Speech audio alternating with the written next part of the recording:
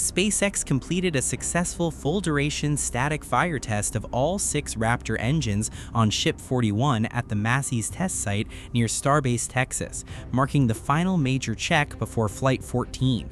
The test followed a single engine fire the day prior, with the vehicle now heading back for final preparations as teams ready Booster 21. Elon Musk called Starship so sci-fi, while enthusiasts praised it as the most beautiful rocket ever, with the mission targeting late August or early September for orbital flight and possible Starlink V3 deployment.